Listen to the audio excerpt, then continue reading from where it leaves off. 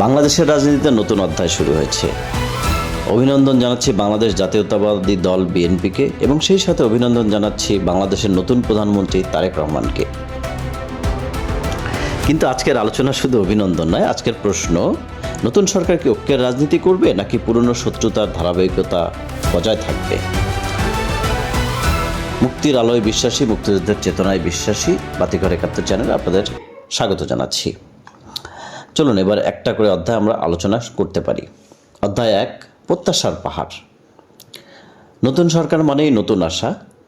জনগণের প্রত্যাশা কিন্তু একদম পরিষ্কার। জনগণ যে জিনিসগুলো চায়, মুক্তিযুদ্ধের চেতনা সমুন্নত রাখা, মুক্তবুদ্ধির চর্চা নিশ্চিত করা, মৌলবাদের আস্ফালন বন্ধ করা, সংবিধানকে শক্ত ভিত্তিতে রাখা। বাংলাদেশ আজ বিভাজন নয়, স্থিতিশীলতা চায়, উন্নয়ন চায়, রাজনৈতিক পরিপক্কতা চায়। শত্রুতা দিয়ে রাষ্ট্র চলে না। বাংলাদেশের রাজনীতিতে দীর্ঘদিন ধরে দুই বড় শক্তিকে কেন্দ্র করে আবর্তিত, একদিকে তারেক রহমান নেতৃত্বাধীন বিএনপি, অন্যদিকে শেখ হাসিনার নেতৃত্বাধীন বাংলাদেশ আওয়ামী লীগ। প্রশ্ন হচ্ছে, শেখ হাসিনার সঙ্গে শত্রু রেখে তারেক রহমান সফলভাবে দেশ চালাতে পারবেন? চলুন দেখি।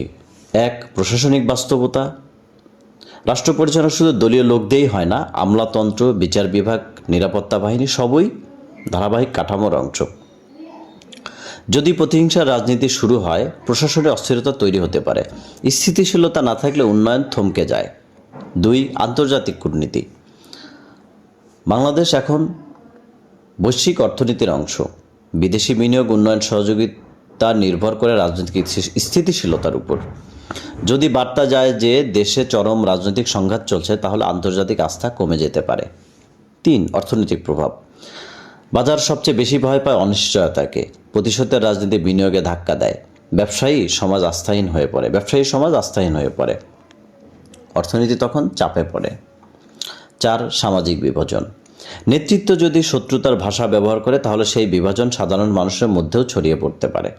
কিন্তু যদি নেতৃত্ব বলে আমরা প্রতিদ্বন্দ্বী কিন্তু শত্রু নই, তাহলে সমাজেও সহনশীলতা তৈরি হয়। এবার আসি ভবিষ্যৎ প্রজন্ম ও রাজনৈতিক প্রতিযোগিতা। বাংলাদেশের রাজনীতিতে নতুন প্রজন্মের ভূমিকা গুরুত্বপূর্ণ। আগামীতে যদি সজীব ওয়াজেদ জয় সক্রিয়ভাবে রাজনীতিতে ফেরেন, তাহলে সেটি হোক নীতিগত প্রতিযোগিতার মাধ্যমে। গণতন্ত্রের সৌন্দর্য কিন্তু এখানেই। আজ আপনি সরকারে, তো আগামীকাল আপনি বিরোধী দলে। রাজনীতি যদি হয় নীতি বনাম নীতির লড়াই, তবে দেশ শক্তিশালী হয়। কিন্তু যদি হয় ব্যক্তি বনাম ব্যক্তির শত্রুতা, তবে গণতন্ত্র দুর্বল হয়। বিভাজন থেকে ঐক্য। গত রাজনৈতিক অস্থিরতার সময় মোহাম্মদ ইউনূসের নেতৃত্বাধীন সরকারের সময় জাতির মধ্যে যে বিভাজন আলোচনা তৈরি হয়েছিল, সেখান থেকে বেরিয়ে আসা এখন সময়ের দাবি। বিভাজন দীর্ঘস্থায়ী হলে রাষ্ট্র দুর্বল হয়, আর ঐক্য হলে রাষ্ট্র দীর্ঘস্থায়ী হলে বিভাজন দীর্ঘস্থায়ী হলে রাষ্ট্র দুর্বল হয়, ঐক্য দীর্ঘস্থায়ী হলে রাষ্ট্র দুর্বল হয়। আমরা কেমন রাজনীতি চাই?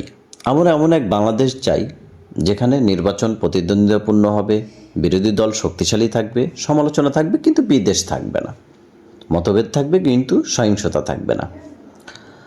বাংলাদেশ আওয়ামী লীগ এবং বিএনপি উভয় এই দেশের রাজনৈতিক বাস্তবতার অংশ।